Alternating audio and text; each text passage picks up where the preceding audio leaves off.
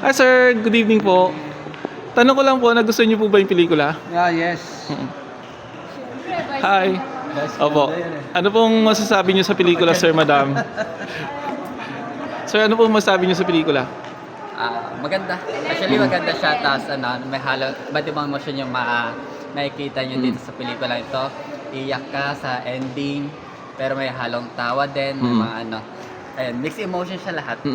Ine-expect mo ba na ganun ang kalalabasan ng pelikula? Actually, hindi. Kasi, ang kilala si Vice as komedyante.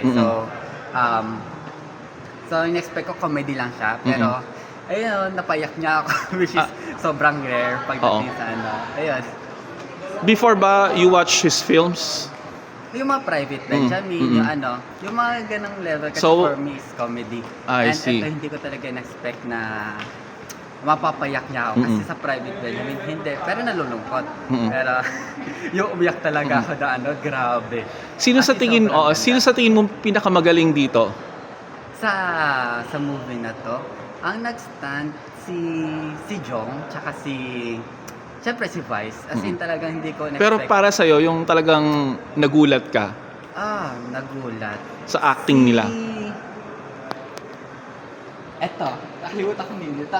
Si Kokoy De Santos. Si Coque De Santos.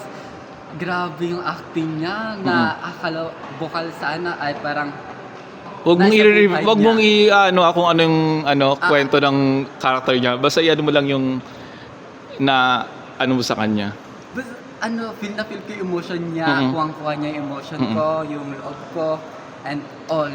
Grabe. As in talaga, wala kang masabi sa acting ni Kokoy po.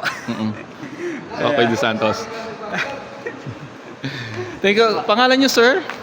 Diyan na lang po. Babatiin mo naman mga family and friends mo.